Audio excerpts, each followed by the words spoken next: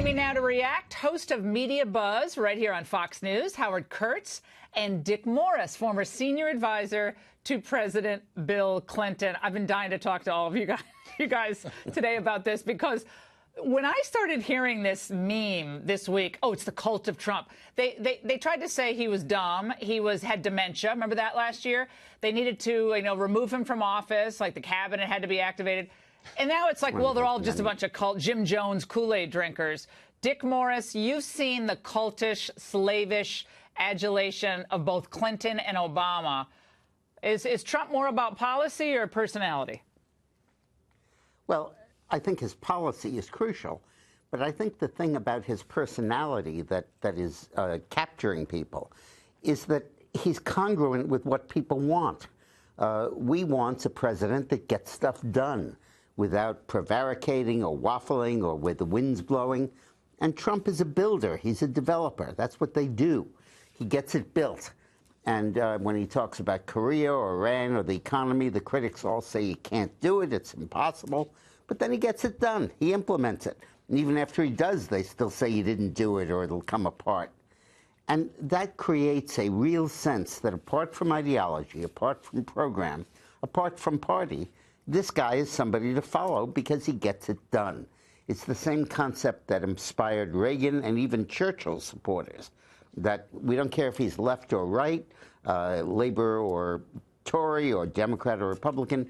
We love the way he acts, the way he gets it done, and the way he expresses our innermost desires about what the government should do for us. Right, he's unapologetic in his desire and his impatience, I would say, for change, for America, for American workers. Right. And that's just refreshing. And Howie, you've been around Washington for so long. It's refreshing to hear somebody like today, and I know the media were all over it saying, oh, they had the lie meter or something when he went off to the driveway today. And what did he spend, Howie, like 45 minutes with answering questions just out in the driveway? Yeah. I've never seen anything like this. I thought it was great.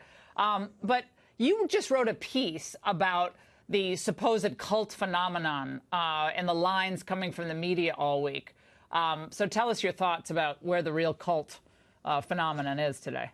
Yeah, the media have a new four-letter C word for Republicans who support President Trump. And, think about that word, and it's become so common now, cult. I mean, kind of spooky, kind of creepy, extremist overtones. Of course, the people who would follow such a leader are mindless, delusional whack jobs. And, there's a sense here, you showed Bob Corker earlier, who never misses a chance to kick the president, the media just following Corker. But it took me about, 15 seconds on the Google to find New York Times editorial last week, the cult of Trump. Axios in February, the cult of Trump. National Journal last year, Trump's cult overwhelms the GOP. Now, I get the idea that this is President Trump's Republican Party, and whether out of loyalty or out of fear, and many Republicans are falling into line, but to call it a cult, and nobody even gets upset about it, just shows you the media mindset. They still don't quite grasp Donald Trump's appeal. No, it's unbelievable to me, Dick, that now a year and a half into this, his numbers are going up, Mueller's are going down, historic low unemployment for African Americans, all the measures that we've talked about. Confidence is up, a possible denuclearized Korean Peninsula. This is just wild positive stuff happening.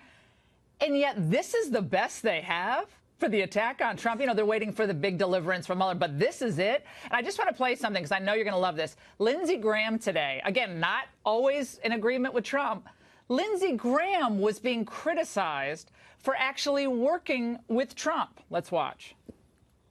I like the president. I trust him in terms of trying to do things that are big and matter. But if people say this is like two-faced, where is the Lindsey Graham of standing up to Donald Trump? What do you say? When I worked with President Obama, and I did on occasion, I was a hero. Now, when I work with President Trump, I'm two-faced. I know how the game's played. So if you don't like me working with President Trump to make the world a better place, I don't give a I mean, you got Lindsey Graham to swear on TV. That's pretty interesting. But they're trying everything, Dick, but none of it is sticking. I'm telling you, I think they're like out of political ammo here. Close it out for us. Well, I think there are two things. I think first, the Democrats bet on impeachment. They bet on Russiagate. And that's falling apart, and they have no B plan. And secondly, on policy, that was so clear, we're opposed to the tax cut, we're opposed to Trump's economy, Trump is horrible, that when he accomplishes something, which he's doing tremendously, they can't share the spotlight, they can't share the credit. Like Republicans could share Clinton's credit for welfare reform and the balanced budget. It was good for them all. But the Democrats have drawn such a line that they can't. They're fresh out of ideas. It's showing, and I think the American people are noticing it. Sorry, I had to cut you off there.